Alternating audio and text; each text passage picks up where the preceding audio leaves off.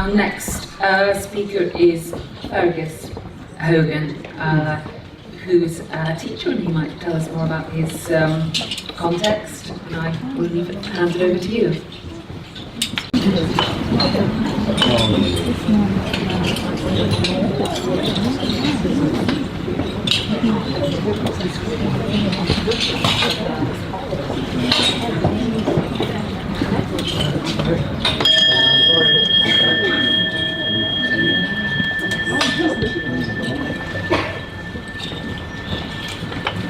Dia Eve a Cardiac Air, a Fáilte Ribh, shot on you, the draw. Dia Eve, in our old Irish language, Dia is the God. I see God within each and every one of you. Welcome here today, my friends, the Grá, in and with love. We've brought a small gift of soil from the land of Ireland, the tiny island somehow lost, far, far away between old Europe and the new America. Some say we've moved closer to Boston, some say we're closer to Berlin.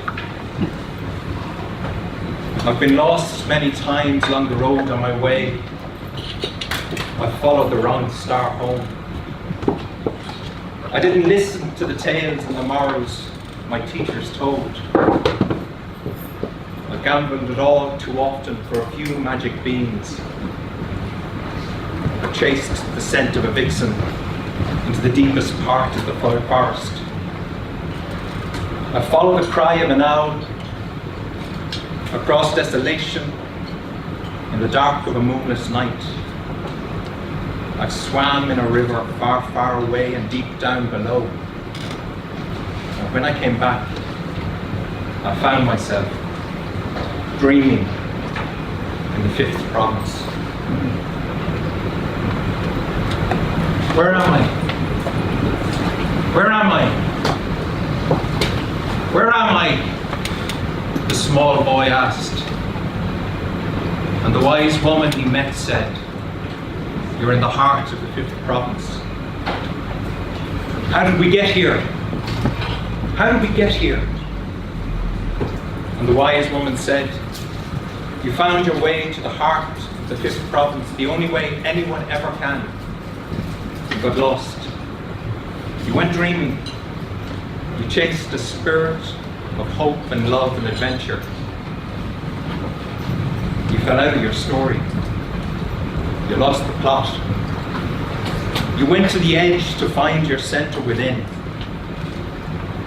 And so today, my friends, some new, some old, some older and wiser still, we find ourselves together at the very place we should be, in exactly the right company, sitting beside the most beautiful people in the whole wide world. Here together in the heart of the 5th province,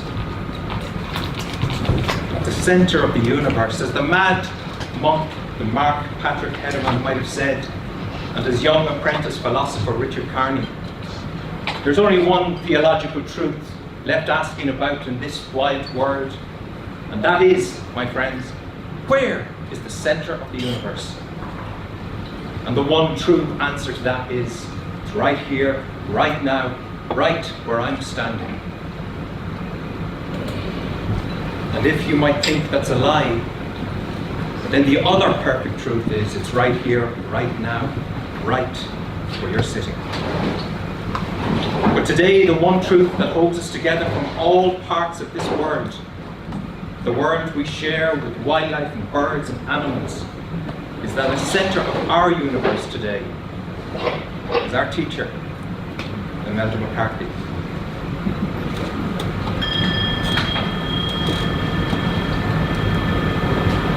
We turn to the north, to the ancestors.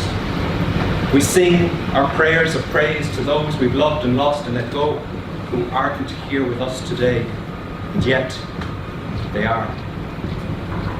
Jane, our teachers, our fathers, our mothers, those who stood beside us to bring us to where we are. We turn to the east. We dance with the promise of the spring sun. The winged creatures, the fairies, the angels, we ask them to accompany us today. We turn to the south. We sit by the heat of the fire, the love of the summer sun. We thank our teachers for the gifts they've given us and brought into our lives. We turn to the west, to the waters, the holy wells, the sacred waters, the whales, the dolphins, the seals, the otters, our oldest animal friends on this earth. We turn to the fifth place together, the centre within. And now we're in it, because we've always been in it with Imelda. I remember the day Gabriel Kiley walked into the class for my degree and announced that Imelda had got her PhD. And he said, and I believe he looked straight at me when he said, and the good news for you is she will be your teacher. And Imelda was the teacher of the 5th province. Our classrooms were a sacred space where we crossed a threshold into magic and wonder, enlightenment.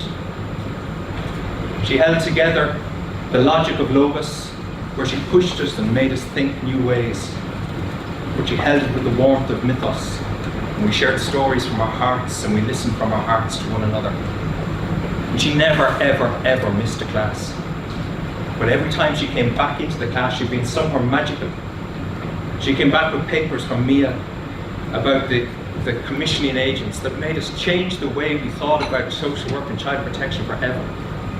She taught us to read Bateson slowly. But she taught us how the space between us is the things that we cannot see holds us together. She taught us running our hands smoothly across the table that information is news of difference. And we were alive and awake for the first time. She taught us like Van Morrison might have sung, when your hearts can do the thinking and your heads begin to feel. And we looked up to her. And every time she came into the class, she gave us papers from somebody. Monica, Imelda could make Gina Brown sing on the blackboard. She would draw circles and squares and lines and connect the dots in the empty places. And we were in awe. And then she'd slightly turn and she'd throw in some minutions, extra lines and dynamics, coalitions, alliances, triangulation. It was magic. And I'm looking for Monica. I hear Monica, sorry. Monica, you might not believe that when Imelda spoke about you and taught Gina Browns, she said, you'll never forget that squares are for men and circles are for women. And if any of the thicks in the class don't understand that, Irish men traditionally are square. And Irish women are more beautifully rounded in their wisdom. And that's almost a true story, Monica. Imelda brought me to conferences with her. She snuck me in the back door. I'm tempted not to tell the truth of this story because Nollaig and Phil are here. Imelda said, I have you covered. I'm not sure she ever did. I met Monica, I think 26 years ago. It was amazing in Dublin. I sat beside Imelda in awe that these were real people, the real leaders. And I couldn't take my eyes off Phil Carney all day long because he carried his newborn baby daughter in a sling. And you mightn't understand, but 26 years ago, Ireland was a different place. The Irish men back then weren't as fluid in our behaviours as we are now. Phil broke the mould in lots of ways. Phil was one of the teachers in the margins who illuminated certain truths. It was Phil who sat me down one day and said, you know, Irish women are wiser than Irish men.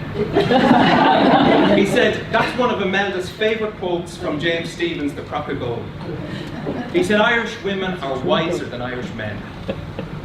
They know less, but They understand more. And he told me, and I believe him, that he learnt that truth in the 5th province. And Nollig tried to teach me about truth. And I haven't admitted this before, but Nollig knows the truth of this story. Where once I handed her an essay that I had handed mostly the same essay to Imelda previously. And Nollig bounced it back to me quicker before the office door closed. And she said, don't ever do that again. And I apologised to Nollig that day, but I've never said thank you, Nollig. Thank you. But hanging around with Imelda wasn't always a safe or cool thing to do. It does get people into trouble. Like the conference we went to in Carlow, with Louis Le Brocchi slides and Martin Turner cartoons. And Imelda presented the work, and I was enjoying the soup, the nuns, and she gave me a signal and said it's time to leave. Modern Ireland and Carlow certainly wasn't ready for the wisdoms and teachings of the prophet Imelda McCarthy. Because as Valerie says and knows, the prophets are never welcomed at home. They're run out of town, and they're welcomed and celebrated somewhere else. I went for a job.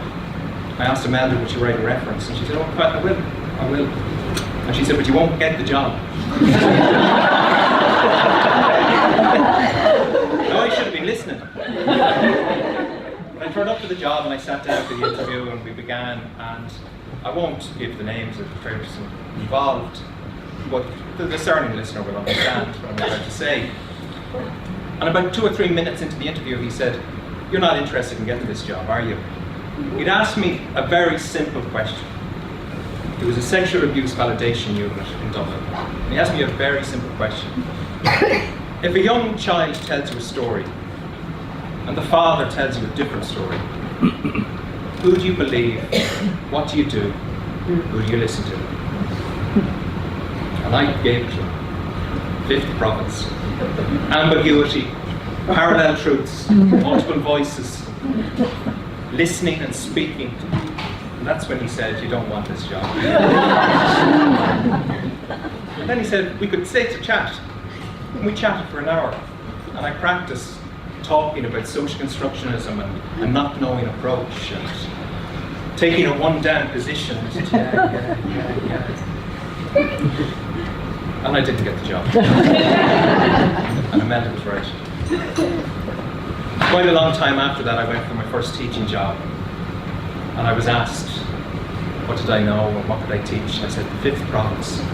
And the professor in the department was a social policy professor who wasn't very keen on therapy and social work. And he listened and he listened and he listened. And I had practiced it in the job that I didn't get. And I loved it. Ambiguity and space, the diamonds, opening space and holding people together. And I didn't get that job either. But later that week he phoned me and said, look, you could get a 1-year contract, not a full-time job. And I took it. And when I met him, he said, I've never heard anyone explain social constructionism so well. Imelda McCarthy must be an amazing teacher. And he was right too. When we lost our way in old times in Ireland, didn't know what to do, when we found ourselves dreaming somewhere else, we would go to the Druids, like Imelda. They had 4 simple questions to put us back on track. When did you last sing? When did you last dance? When were you last comfortable with the story that you had to share about your life? When were you able to last sit in peace with the silence of your own being? We know Imelda in different ways in this room. Some of us have danced with her. Some of us have sang with her. Some of us have shared stories. And some of us have sat in silence. And at the very centre always has been Imelda. I'd like to come back to the centre. I'd like to thank Phil and Nollig, the Matter. I'd like to thank Michael for the days where Imelda and him have opened their house to all of us, for it is a sacred space, a fifth province, who cross the threshold and were humbled by their love, their generosity. Because the other thing Phil taught me was that behind every great woman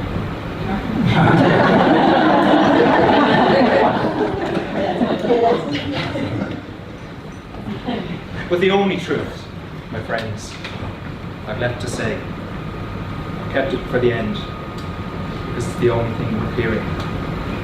It's the thing we all are ready to say to Imelda and to McCarthy. I love you.